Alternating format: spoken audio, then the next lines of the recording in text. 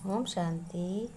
8 नवंबर 2023 के आइए सुनते हैं शिव बाबा की ज्ञान मुरली। ईश्वरीय महावाक्य। शिव परमपिता परमात्मा शिव बाबा ने कहा, मेरे मीठे बच्चों, प्यारे बच्चों, तुम्हें मालूम है कि ये कलयुग का अंत चल रहा है। ये सारी दुनिया झूठी है और यहाँ के बंधन भी झूठे हैं, इसीलिए सब दुखी बहुत हैं। इसीलिए तो कहते हैं, हे भगवान आओ, मुझे दुख से छुड़ाओ, फिर से सुख में जाना है। तो बच्चों, तुम एक अपने भगवान परमपिता परमात्मा शिव बाबा को याद करो। फिर बाबा ने कहा, बच्चों, ये कलयुग का अंत है, तुम्हें और कोई रास्ता इससे अच्छा नहीं मिल सकता। अपना हर कर्म करते हुए शिव बाबा की याद करो।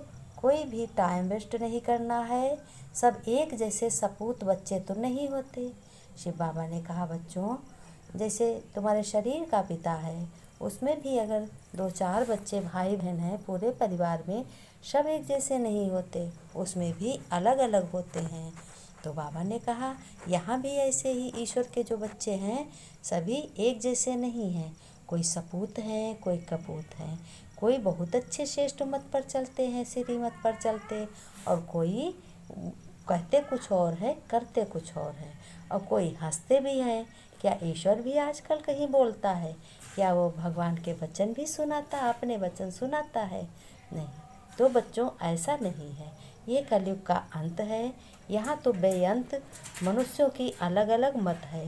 वो अपने पता नहीं क्या क्या बोलते रहते हैं।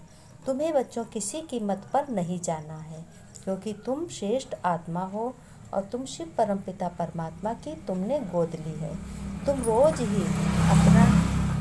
रोज ही अपना परमपिता परमात्मा से ज्ञान मुरली सुनते हो, समझ लेते हो, एक एक पॉइंट सीखते हो। ये तुम ईश्वरी ज्ञान की पढ़ाई पढ़ते हो।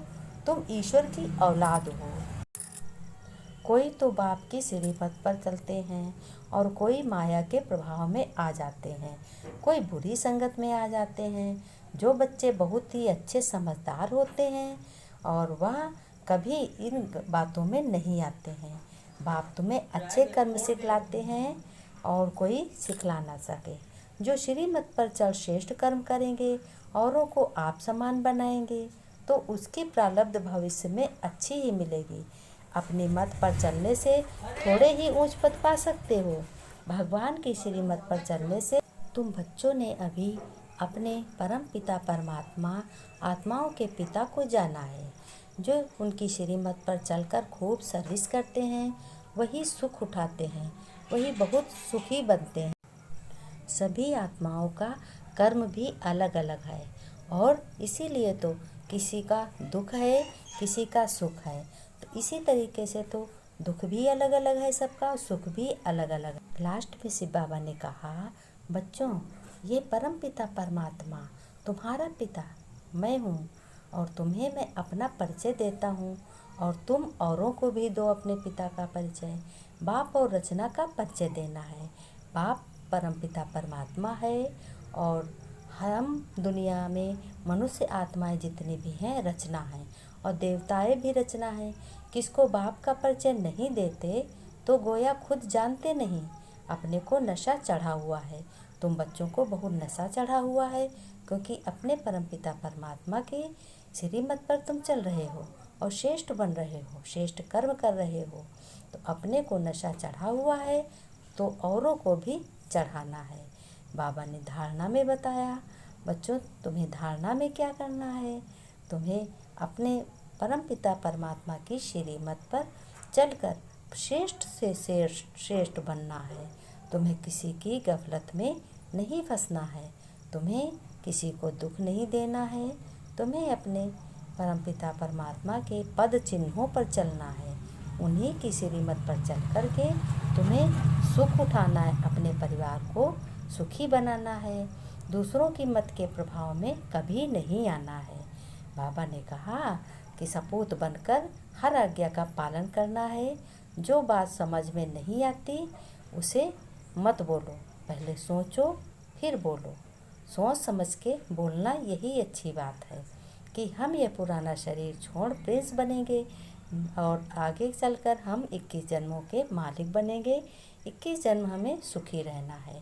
वरदान में बाबा ने बताया किसी की निंदा नहीं करनी है, अपना मित्र समझ सम्मान देने वाले ब्रह्मा बाप समान मास्टर रचयिता भव बनना है।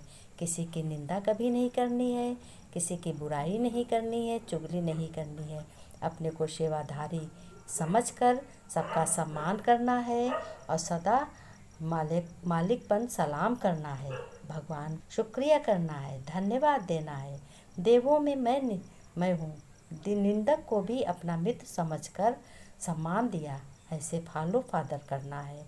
बाबा ने कहा तुम्हें सबके साथ बहुत अच्छा सा व्यवहार करना है, क्योंकि भगवान को बहुत लोग गाली देते हैं और बहुत लोग गलत कहते हैं, फिर भी भगवान तो सबको अच्छी ही बात बताते हैं। वही सबके दुख आकर सुखी करते हैं, दुखी से सुखी सभी को बनाते हैं। फिर बाबा ने कहा स्लोगन में बच्चों, माया को सदा के लिए विदाई देने वाले ही बाप की बधाइयों के पात्र बनते हैं। यानी दुख सुख से न्यारे और किसी भी बात में गफलत नहीं करते हैं और कोई भी बात को अपने दिल से नहीं लेते हैं। बाबा ने नमस्ते, अब शिव बाबा ने नमस्ते की है। मेरे मीठे मीठे सिके लदे बच्चों प्रति बाप दादा का याद प्यार गुड मॉर्निंग। अब बच्चों ने नमस्ते किए, हम रूहानी बच्चों की रूहानी बाप दादा को याद प्यार नमस्ते नमस्ते गुड मॉर्निंग। मीठे बाबा, प्यारे बाबा, ओम